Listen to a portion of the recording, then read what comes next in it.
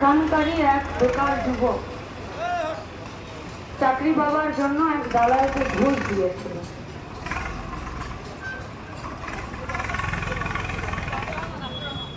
আব্দুল রহমান।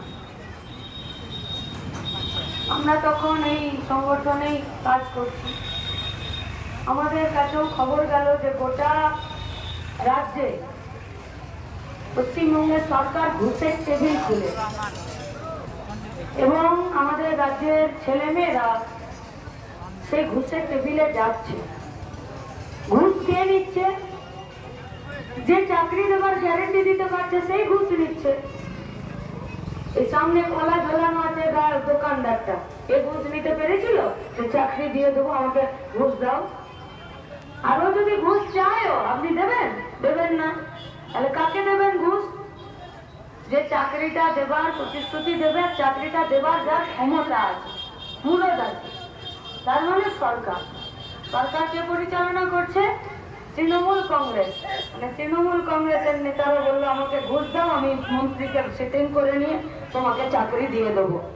আর আমার লালগোলার বেকার ছেলে আব্দুর রহমান সে তার দালালকে ঘুষ দিয়ে ফেললো। তার বাড়িতে 2-3 জন ভাই আছে, মা আছে, বাপ আছে। বিনা ঘুষে যদি চাকরির পরীক্ষা হতো তাহলে হয়তো সেই বছর না, তারপরে 2-3টে বছর ছেলেটা হয়তো চাকরি পেয়ে যেত। কিন্তু চাকরি বিক্রি করার যখন বাজার খুলে গেছে তখন সে আর নিজের মেধার উপরে ভরসা রাখতে পারেনি। সেও নিজের পরিবারের কাছে লুকিয়ে ওই দালালকে ঘুষ দিয়েছিল। তারপরে যখন রেজাল্ট বেরোলো চাকরি হবার আর সম্ভাবনা নাই, সমস্ত সার্টিফিকেট সেই দালালকে দিয়ে দিয়েছিল। ছেলেটা সুইসাইড করতে বাধ্য হলো। মা বাবার চোখের জল আমরা দেখেছি। ওর বাড়ি যখন গেছিলাম, ওর বাড়ির সামনের মাচার একটা এমনি ছিল, সেখানে দাঁড়িয়ে আমরা দুটো কথা বলেছিলাম। এক, যে একটা মা বাবা নিজের ছেলে হারিয়েছে, এই পরিবারটার সাথে থাকুন।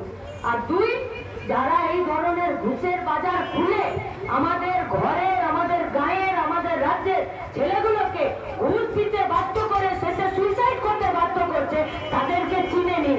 আজকে চুয়াপুকুরের এই মোড়ের ভিড় প্রমাণ করছে যে আমরা যা বলেছিলাম, চুয়াপুকুর মোড়ের ভিড়ে সেই যারা দুর্নীতিগ্রস্ত ঘুষখোর তাদেরকে চিনে নিয়েই নিশ্চয়ই আমাদের সমাবেশে আপনারা উপস্থিত হয়েছেন। রায়গঞ্জ থেকে বহরমপুর কাজ ও সমৃদ্ধি যাত্রা চলছে। সেই সমৃদ্ধি যাত্রাতে আমরা দুটো কথা স্পষ্ট করে বলেছি যে স্থায়ী কাজ চাই আর এলাকায় শান্তি চাই, সম্প্রীতি চাই। মানে ভাব চাই, मेल चाहिए, प्यार चाहिए, अमन चाहिए, मोहब्बत चाहिए। इसको बात देकर कुछ नहीं चाहिए।